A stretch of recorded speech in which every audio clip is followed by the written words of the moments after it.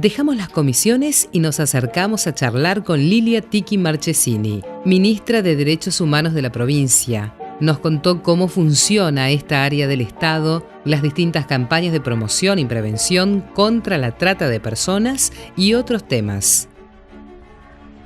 El Ministerio de Derechos Humanos tiene como tarea proteger los derechos humanos integrales de todos los ciudadanos misioneros y también generar acciones de sinergia con otros organismos del Estado, entendiendo que siempre el primer vulnerador de derechos es el mismo Estado. Por lo tanto, la articulación con los otros organismos es fundamental.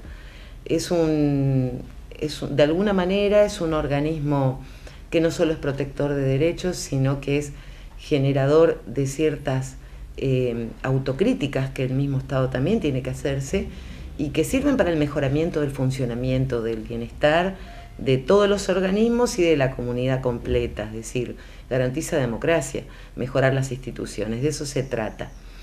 En esta sinergia y en esta transversalidad que uno siempre mira cuando habla de derechos humanos integrales, uno puede hablar de la inmensidad de derechos que se le ocurra, desde la identidad hasta el derecho a tener educación, trabajo, salud y bueno, infinidad de situaciones que van más allá de lo que a lo mejor uno asocia como memoria, verdad y justicia.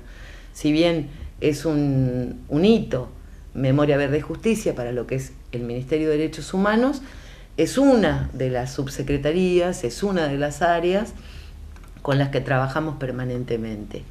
Tenemos también una subsecretaría de trata de personas y de igualdad de oportunidades. Hay otra subsecretaría de Derechos Humanos Integrales y una cuarta de normativas. Y en este abanico de la transversalidad, generalmente las situaciones que se nos presentan tienen que ver con los casos de mayor y extrema vulnerabilidad, porque el que viene aquí es porque no encontró la solución en otro lado o donde lo tenía que encontrar.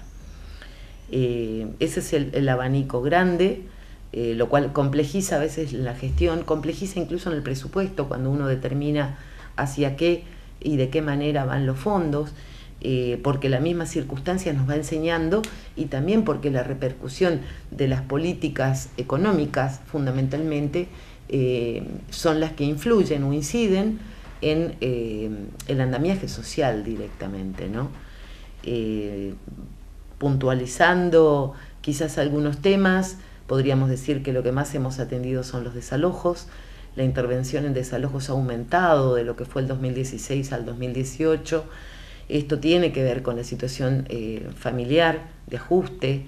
En muchos casos han sido desalojos colectivos y en otros tantos individuales, familias que no pueden pagar el alquiler o familias que han sido desalojadas de un lugar y han ido a vivir con 3 generaciones en una vivienda del IPRODA. Esto habla también de una necesidad de resolver de alguna manera, de algún modo, la situación de la tierra.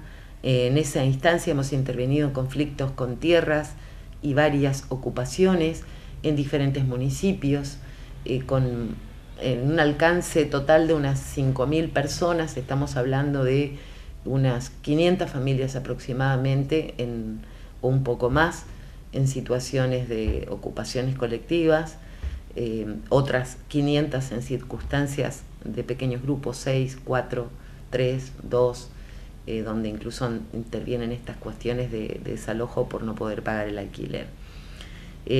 Los casos son diferentes, hay situaciones en donde hay discapacitados, hay niños, hay ancianos. También importante hacer pie a los casos de violencia institucional, que también tienen que ver con situaciones de diferente magnitud, algunos en escuelas. Este año tuvimos un par de episodios a raíz de la aprobación de la ley de la ESI. Hay circunstancias a veces que vienen de la afuera y que repercuten en las circunstancias o en la situación y acciona el Estado o la institución desde el lugar donde está, escuela, docente o lo que sea, ¿no? Tenemos acciones de promoción y prevención, porque esta es otra tarea del Ministerio. Así como el Ministerio tiene que proteger derechos, tiene que promover derechos en todas las áreas.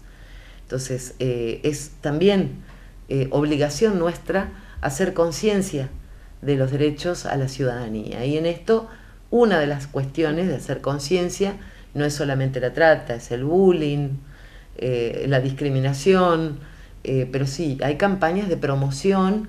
La subsecretaría, por ejemplo, de Derechos Humanos tiene una sobre el no te detengan, que no te detengan, que tiene que ver con esto de cuáles son las acciones o el protocolo que tiene que tener la policía con un joven si lo detiene, que tiene que saber ese joven. Sí, hay diferentes acciones que tienen que ver con la promoción de derechos. El primer vulnerador de derechos es el Estado, es el que primero rompe las reglas. Si todos tuviéramos los derechos y el cumplimiento en excelencia, no existiría este ministerio. Existiría el Ministerio de la Felicidad. Y ahí quiero estar a cargo también. Cuando hay un Ministerio de Derechos Humanos significa que se están vulnerando esos derechos. Estas cosas se van conversando, se proponen, se escuchan. En realidad creo que la virtud de la gestión tiene que ser siempre el diálogo. El diálogo es lo que propicia los acuerdos, lo que propicia los entendimientos, y esto sirve tanto para una mesa donde uno trabaje con diferentes actores y diferentes partes, por el tema que fuere, por el tema de, no sé, ahora estamos, fíjate vos, con el tema de la terminal de transferencia y cómo acciona la policía con los vendedores. Bueno, vamos a componer una mesa ahí.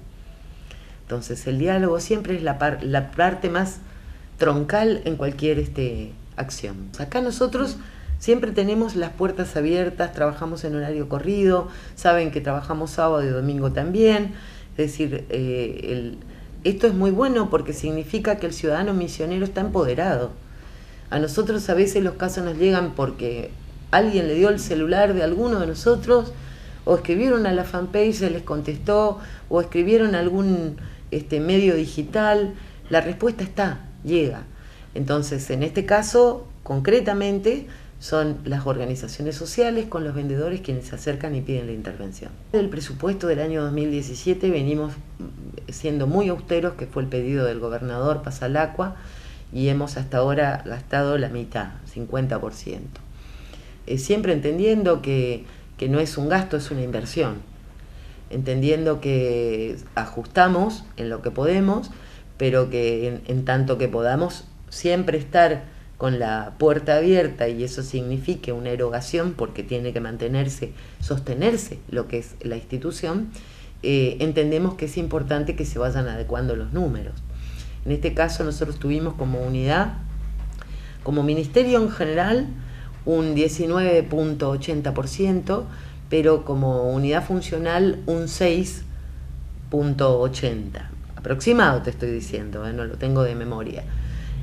Nosotros, no te olvides que compartimos con la Dirección General de Guaraníes este presupuesto, si bien nosotros no administramos el fondo guaraní, y eso tiene que quedar en claro porque si no pareciera como que tenemos casi un 20% más para la unidad funcional, y no es así.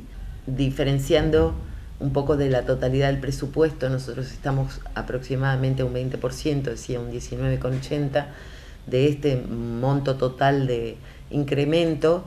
En realidad, para el ministerio que contiene estas 4 subsecretarías, hay un 6.80% de incremento, y el resto responde a el régimen de promoción guaraní, que tiene un fondo específico, que es el Fondo Especial Guaraní, el cual se activa directamente desde el IPLIC con la Dirección de Asuntos Guaraníes. Son las 4 subsecretarías a las que hacía mención. Una es de Derechos Humanos, a cargo de Ramón Alfredo Vázquez; la otra es de Derechos Humanos Integrales, a cargo de Graciela Leyes; la otra es de Igualdad de Oportunidades, Norma Sawix es quien está a cargo, y Roque Melgarejo está a cargo de la Subsecretaría de Normativas.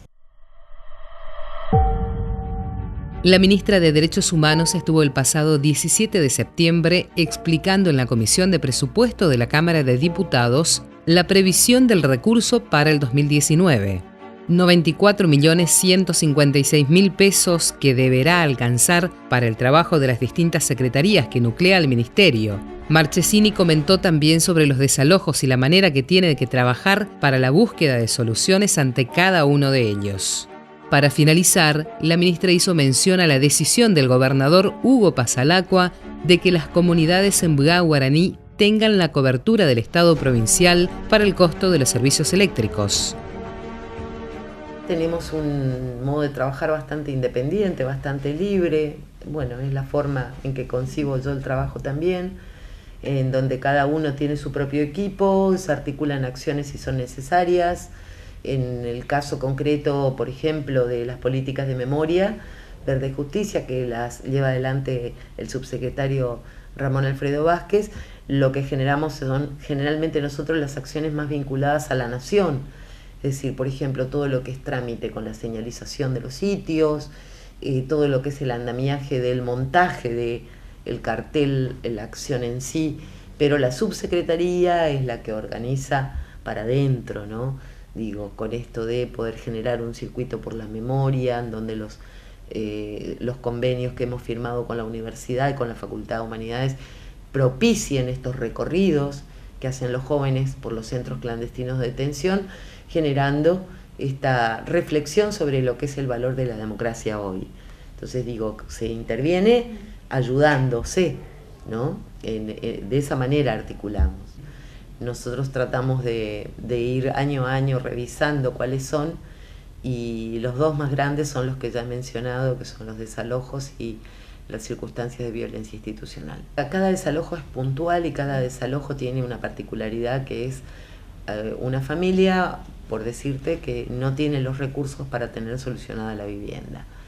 De ahí a cómo se tenga que intervenir ya es la circunstancia específica. Nosotros sí, generalmente buscamos la mesa de diálogo, el acuerdo de partes, la composición de, si son colectivos sobre todo, la búsqueda de soluciones comunes. Articulamos con RENAVAP, en este caso el RENAVAP ha venido a ayudar a que podamos tener un registro de barrios populares y que eso nos permita detectar si determinadas familias están amparadas o no, o registradas, en este caso ante la necesidad. También hemos articulado mesas interinstitucionales con diputados, la Defensoría del Pueblo de la Ciudad de Posadas, otros organismos del Estado y de la Municipalidad, referente a la suba de los servicios, como fue la tarifa eléctrica, la falta de agua durante el verano, algunos conflictos de adultos mayores y de transporte. Digamos, la intervención en cada circunstancia siempre es bastante particular, de acuerdo a cada caso, y requiere de actores distintos. Muchas veces trabajamos también con la justicia en forma interactuada, con el secretario de Derechos Humanos de Acceso a la Justicia, el doctor Oudim, en donde también con él sostenemos algunos casos diferentes, algunas situaciones de personas que están en situación de contextos de encierro, otras causas de niñas o familias que han tenido algún problema de abuso, algunas que tienen que ver también con problemas de detenciones. Bueno, varía también, varía.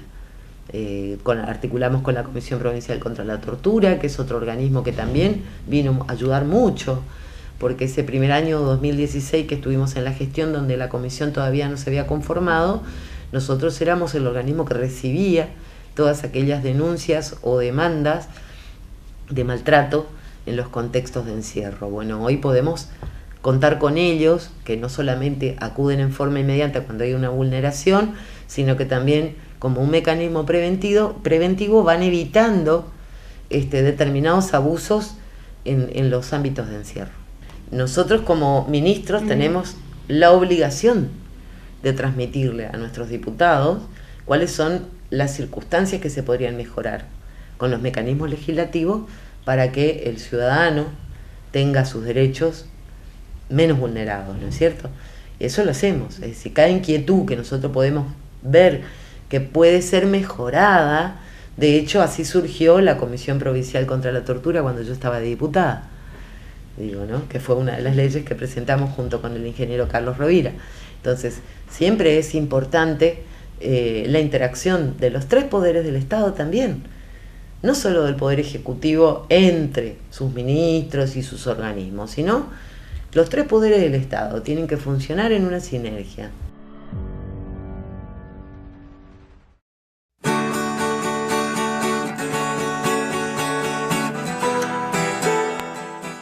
el concepto de que la educación es una sola, para seguir creciendo, porque acá hay misioneros y nosotros no nos vamos a desentender, porque vamos a luchar siempre para que esto siga estando en Apóstoles y siga creciendo y se siga desarrollando.